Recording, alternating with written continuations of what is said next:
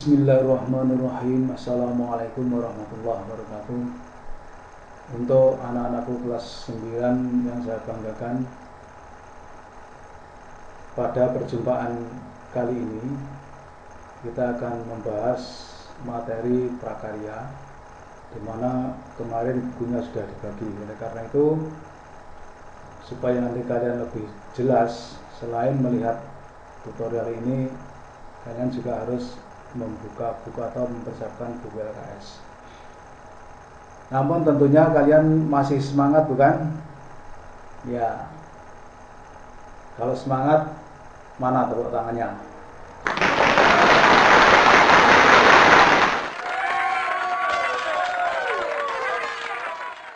Alhamdulillah, berarti masih semangat sekali untuk belajar. Terima kasih. Langsung saja kalian buka bab 1. Ya, coba bukunya dibuka bab 1. Di situ kita akan membahas masalah kerajinan berbahan keras. Tentu kalian tahu di situ membaca atau mengerti apa sebenarnya kerajinan berbahan keras. Yaitu kerajinan bahan keras adalah kerajinan yang pada proses pembuatannya menggunakan bahan yang bersifat keras. Jadi barang-barangnya bahan-bahan yang digunakan untuk kerajinan kuwi barangnya saka bahan-bahan sing keras atau atos. Nah, bahan keras itu apa saja? Ya, banyak, nanti kita bahas apa itu selanjutnya nanti ya. Kemudian membuat kerajinan berbahan keras itu tentu menggunakan prinsip atau cara. Prinsipnya kamu lihat di buku. Yang pertama, keunikan bahan kerajinan. Berbagai bahan dasar untuk memproduksi kerajinan memiliki keunikan masing-masing. Teknik yang digunakan untuk memprosesnya pun juga berbeda atau beragam. Jadi yang dimaksud keunikan itu adalah produksi yang dibuat oleh para perajin bahan berbahan keras itu memiliki seni yang berbeda-beda. Bahkan cara membuatnya pun juga berbeda-beda. Nah, sebagai contoh, kalau kita mengambil dari berbahan keras dari kayu. Nah, kayu itu berdapat digunakan untuk macam-macam produksi kerajinan rumah tangga. Sebagai contoh, buat meja, kemudian kursi, nah, kemudian untuk membuat rangka rumah. Nah ini, jadi itu menggunakan bahan yang keras dari kayu. Bahkan dulu itu ada mobil yang diproduksi, jadi rangkane atau lek wong ngarani sesisnya itu terbuat dari kayu. Nah ini. Bahkan sekarang ini banyak sekali sepeda goes atau sepeda ontel yang kerangkanya terbuat dari kayu. Dan itu pun harganya sangat mahal. Karena apa? Karena memiliki keunikan jika dibanding dengan sepeda yang berbahan dasar dari besi. Karena apa? Karena ya selama ini yang kita lihat produksi sepeda itu kebanyakan dari besi, tapi ada yang produksi dari bahan kayu ini.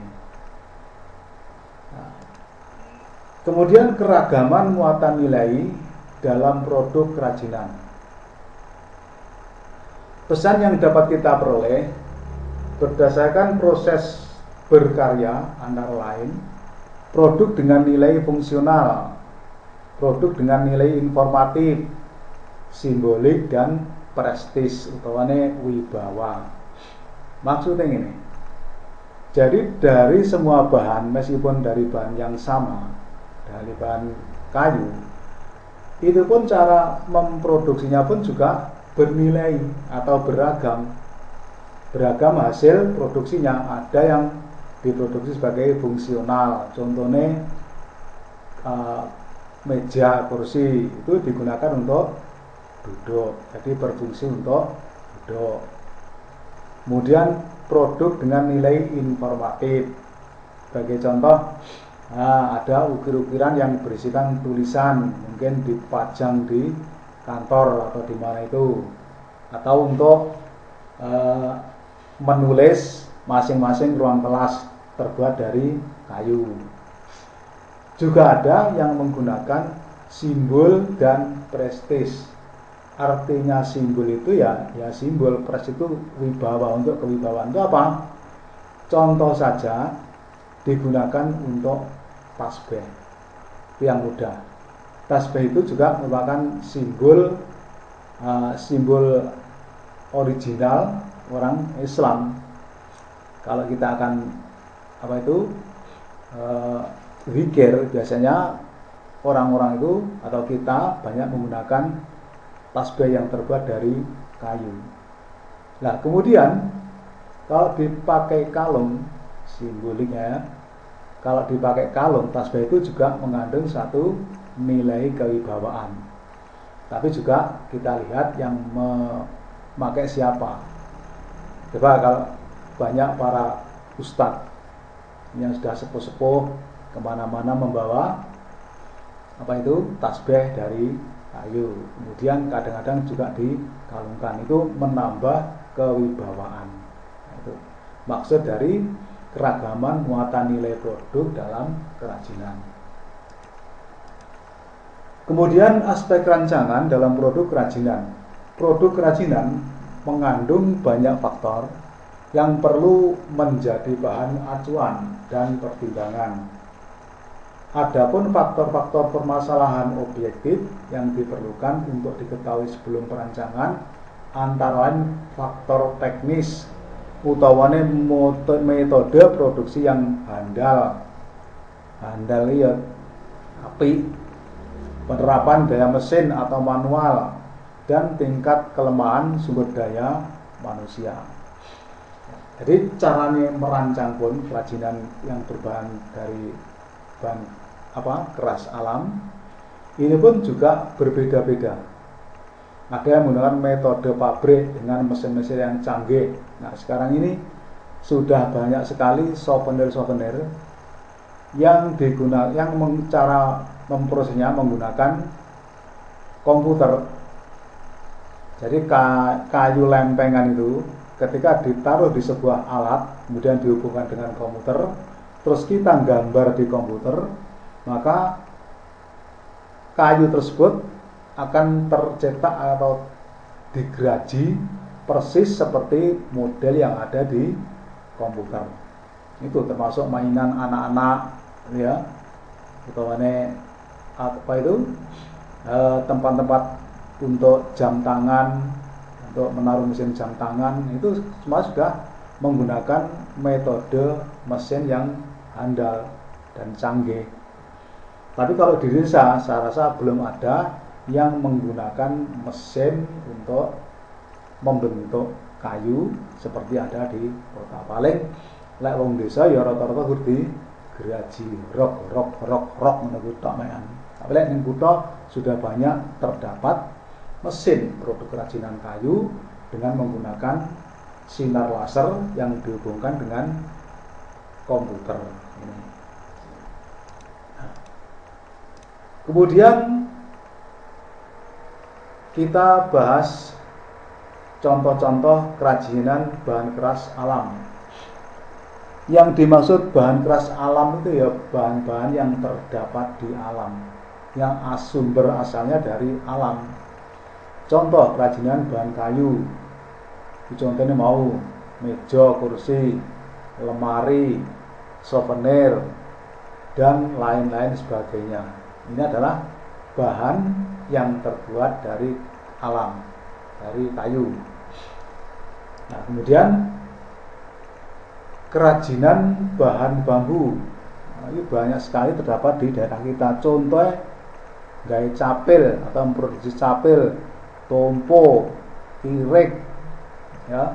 Kemudian bahkan untuk membuat meja, kursi, souvenir, Nah, banyak sekali. Jadi bambu itu kalau diolah oleh tangan-tangan yang kreatif, itu akan menjadi sebuah produksi kerajinan yang bernilai tinggi. Ya. Kemudian kerajinan bahan rotan. Kerajinan bahan rotan utawane lek wong desa ngarani jalin eta.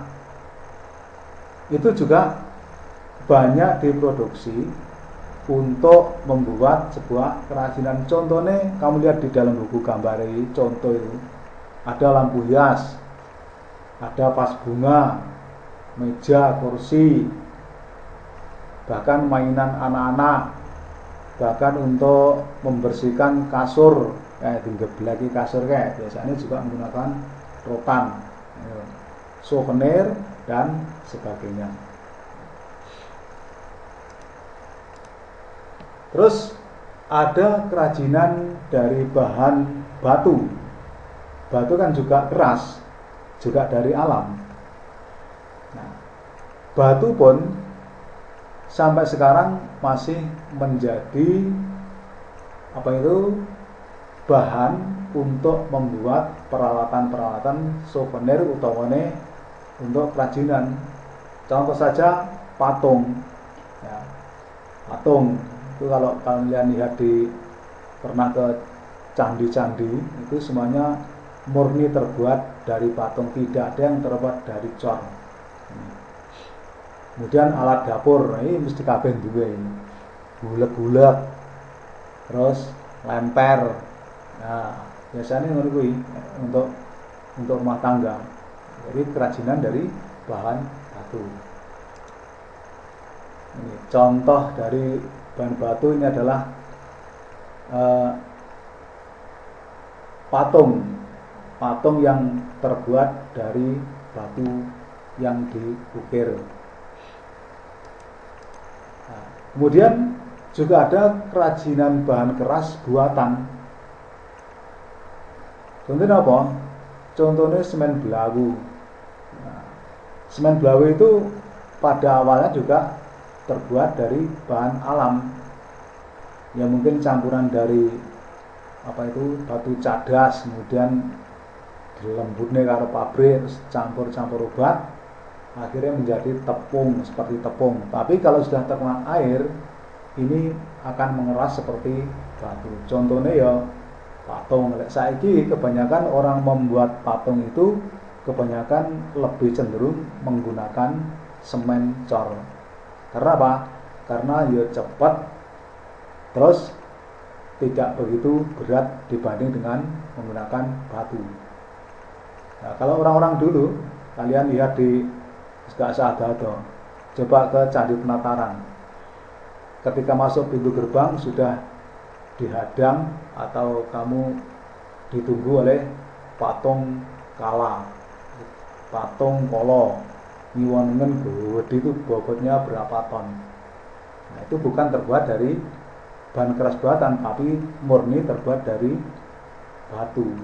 Nah, kemudian contoh lainnya adalah tugu. Ya, tugu apa ya? Tugu Sembiara, atau tugu Monas, apa tugu di perbatasan, itu semuanya terbuat dari cor. Dan jembatan, jelas ini. Kalau jembatannya besar, ini biasanya memerlukan rangkaian berbahan dari cor atau bahan keras buatan. Nah, untuk itu nanti kita akan sambung lagi pada pertemuan berikutnya. Saat ini dulu, assalamualaikum warahmatullahi wabarakatuh.